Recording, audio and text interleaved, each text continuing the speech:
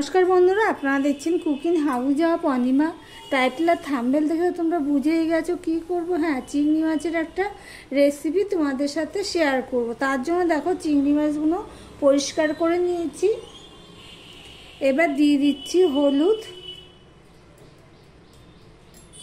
দিয়ে দিচ্ছি নুন। এই নুন হলুদ দিয়ে আমি চিংড়ি মাছটাকে ভালো করে মাখিয়ে নেব। ভিডিওটি স্কিপ করো না প্লিজ বন্ধুরা, ফুল ওয়াচ করো।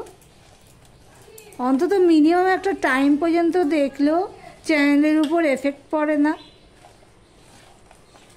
আমি যার ভিডিওই দেখি ফুল ওয়াচ করি, ভিডিও চালিয়ে রেখে কাজও করি, আবার ভিডিওটা কমপ্লিট হলে একটা ছোট করে কমেন্ট করে দিই। আর যারা ফুল ওয়াচ করে না তাদের অ্যানালিসিস গিয়ে দেখা যায় যে কে কে আমার ভিডিও পুরোটা দেখেছে আর কে কে দেখেনি। অ্যানালিসিস গিয়ে দেখা যায়, বোঝা যায়। দেখো একটা কড়াই বসিয়ে দিয়েছি, কড়াইটা গরমও হয়ে গেছে। এবার দিয়ে দিচ্ছি সর্ষের তেল। এই রান্নাটা আমি সর্ষের তেলেই করব। দিয়ে দিচ্ছি অল্প একটুখানি নুন, 1 চামচের মতন আমি সর্ষের তেল দিয়ে দিলাম। আর 4 ভাগের 1 ভাগ 1/4 চামচ আমি নুন দিয়ে দিলাম। এবার যে ম্যারিনেট করে রেখেছি চিংড়ি মাছটা, সেটা আমি অল্প অল্প করে দেব আর ভেজে নেব। চিংড়ি মাছ বেশি ভাজলে ভালো হয় না, শক্ত হয়ে যায়, খেতেও স্বাদ হয় না। সেই জন্য চিংড়ি মাছটা আমি হালকা করে ভেজে নেব। ভিডিওটি এই পর্যন্ত যারা দেখছো লাইক দিতে ভুলে গেছো, চট করে একটা লাইক করে দিয়ে কন্টিনিউ করো। আর ভিডিওটি তোমরা ফুল ওয়াচ করো। আমি সবার ভিডিও ফুল ওয়াচ করি। সবাই তো এমনিতে যারা ইউটিউব করছে তারা সময়ের তো খুবই অভাব, কিন্তু কাজ করতে করতে আমি দেখে নিই, শুয়ে থাকি, ভিডিওটা চালিয়ে নিই, এইভাবেই ভিডিওগুলো আমি দেখে নিই। আমি কিন্তু ফুল ওয়াচেই করি। তো কেউ হয়তো তারপরে ছোট্ট করে একটা কমেন্ট করে দিই। কেউ হয়তো ভাবতে পারো যে না দেখেই মনে হয় কমেন্ট করে নিল, কিন্তু তা না, আমি ফুল ওয়াচ করি। যারা ইউটিউবে অ্যানালিসিসে বুঝতে পারবে তারা বুঝতে পারবে যে ভিডিওটি কে ফুল ওয়াচ করলো, কে অল্প দেখলো। হ্যাঁ, সেটা বুঝতেই পারা যায়। দেখো তোমাদের সাথে কথা বলতে বলতে ঠিক এইভাবে আমি চিংড়ি মাছগুলো অল্প তেলে ভেজে নিচ্ছি। কেন দেখো চিংড়ি মাছ থেকে কিন্তু অনেকটাই জল বেরিয়ে যাবে।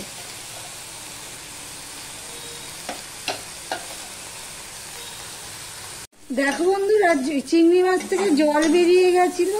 এবার সেই জলটা শুকিয়েও গেছে। তারপরে আমি অল্প একটুখানি নেড়ে নিলাম। এবার আমি চিংড়ি মাছটা একটা বাটিতে আমি তুলে নেব। যেই বাটিতে আমি তরকারিটা রাখবো সেই বাটিতেই আমি তুলে নিচ্ছি।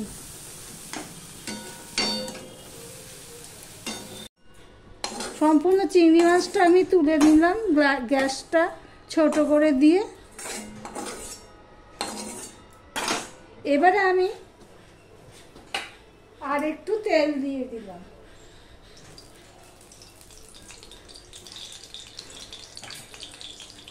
দিয়ে দিলাম অল্প একটুখানি নুন।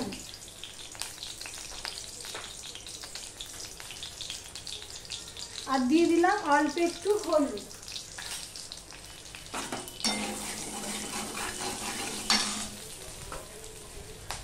যেহেতু আমি চিংড়ি মাছটা করবো আলু পটল দিয়ে, সেই জন্য পটলটাকেও আমি ভেজে নেব। দেখো বন্ধুরা, অল্প তেলেই কিন্তু আমি করছি। কেটে ধুয়ে রেখে দিয়েছি। নুন হলুদটা এই জন্য দিলাম, আমি পটলের নুন হলুদ মাখানো হয়নি তো, সেই জন্য এইভাবে দিয়ে দিলাম। এবার ঢাকা দিয়ে দিয়ে আমি পটলটা ভেজে নেব। দেখো আমি ছোট করে অল্প তেলে ঢাকা দিয়ে দিয়ে আমি পটলগুলোকে ভেজে নিয়েছি। এই দেখো, তাও তেল বাড়াচ্ছে। এবার এই আমি চিংড়ি মাছটা ভাজা তোমাদের দেখানো হয়নি, দেখো বন্ধুরা চিংড়ি মাছ ভাজাটাও কিন্তু আমি বেশি ভাজিনি। এবারে আমি পটলগুলো যে চিংড়ি মাছ রেখেছি ওর মধ্যে আমি পটলটা নিয়ে নিচ্ছি। আমার ভিডিওটি যদি ভালো লেগে থাকে প্লিজ লাইক কমেন্ট শেয়ার করে দিও। আর যারা নতুন বন্ধু ভিডিওটি দেখছো এখনো পর্যন্ত সাবস্ক্রাইব করোনি তাদেরকে বলবো সাবস্ক্রাইব করে পাশে থাকার জন্য। এবার দিয়ে দিলাম সর্ষের তেল।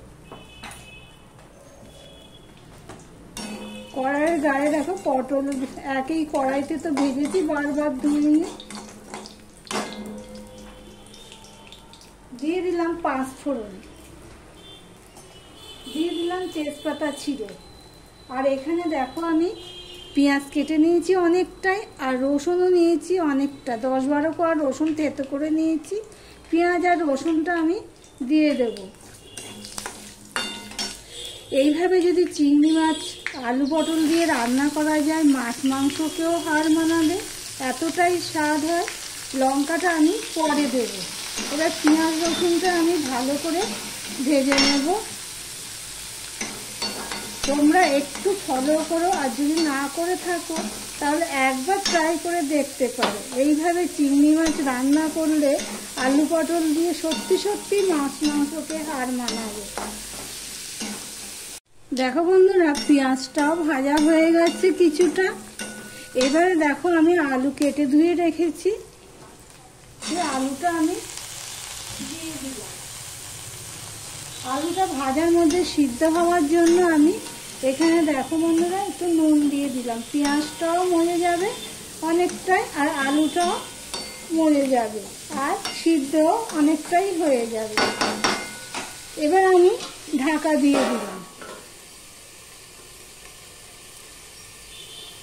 দেখো বন্ধুরা আমি ঢাকা দিয়ে দিয়ে পুরো আমি আলু পেঁয়াজটা ভেজে নিয়েছি। আলুটা সিদ্ধ হয়ে গেছে, এই দেখো কেটে পুরো দুভাগ হয়ে গেছে। এবারে আমি দিয়ে দিচ্ছি দেখো টমেটো একটা নিয়েছি, কাঁচা লঙ্কা নিয়েছি, আদা পেস্ট নিয়েছি 1 চামচের একটু বেশি, সেগুলো আমি দিয়ে দিলাম। দিয়ে সম্পূর্ণটা মিশিয়ে নেব। মিশিয়ে নিয়ে আমি একটুখানি কষিয়ে নেব। এই পর্যন্ত যারা ভিডিওটি দেখছো লাইক দিতে ভুলে যাচ্ছে, চট করে একটা লাইক করে দিও। তোমাদের একটা লাইক আমাদের এগিয়ে নিতে অনেকটাই সাহায্য করে, অনেক মানুষের কাছে পৌঁছে দেয়। এবার সম্পূর্ণটা আমি মিশিয়ে নিয়ে একটুখানি আমি কষিয়ে নেব। যতক্ষণ না আদার কাঁচা গন্ধটা যাচ্ছে ততক্ষণ আমি কষিয়ে নেব। এবার আমি মশলা অ্যাড করব। আমি 1/2 চামচের একটু বেশি লঙ্কার গুঁড়ো দিয়ে দিলাম, 1 চামচে উঁচু উঁচু দিয়ে দিলাম জিরের গুঁড়ো, 1 চামচ উঁচু উঁচু দিয়ে দিলাম ধনের গুঁড়ো। আর হলুদটা আমি একদম দিইনি তো, তাই 1 চামচ হলুদ আমি দিয়ে দিলাম। একটুখানি আমি জল দিয়ে দেব। এবার ভালো করে মশলাটাকে কষিয়ে নেব মিডিয়াম টু লো হিটে। দেখো বন্ধুরা মশলাটা আলুর সাথে কষানো হয়ে গেছে ভালো করে। এবারে আমি পটল আর চিংড়ি মাছ দুটোই দিয়ে দিচ্ছি। দেখতেই পাচ্ছ চিংড়ি মাছটা না একটুখানি মশলার সাথে কষিয়ে দিলে কিন্তু খুবই ভালো লাগে, সেই জন্যই আমি সম্পূর্ণটা একসাথে দিয়ে দিলাম। কেননা সবগুলোই তো সিদ্ধ হয়ে গেছে, পটলও ভাজার মধ্যে সিদ্ধ হয়ে গেছে, আলুটা তো দেখিয়েই দিয়েছি। দেখো বন্ধুরা সম্পূর্ণটা আমি তোমাদের সাথে কথা বলতে বলতে মিশিয়ে নিলাম, নিয়ে একটুখানি আমি কষিয়ে নেব। প্রায় 1.5 মিনিটের মতন, 1 থেকে 1.5 মিনিটের মতন আমি কষিয়ে নেব। প্রায় 1.5 মিনিটের মতন দেখো আমি কষিয়ে নিয়েছি। কি সুন্দর গন্ধ বেরোচ্ছে বন্ধুরা। এবার আমি 1 চামচের মতন চিনি দিয়ে দিলাম। চিনিটা একটু দিতেই লাগবে যেহেতু পটল দেওয়া হয়েছে। এবার আমি দিয়ে দিচ্ছি জল। জলটা বুঝে দিতে হবে, যেহেতু এটা মাখা মাখা তরকারি হবে, রসা রসা তরকারি হবে, সেই জন্য সেই বুঝে জলটা দিতে হবে। ধরো এরকম থাকবে তরকারিটা, তাহলে আমি আরো একটু জল দিয়ে দেবো।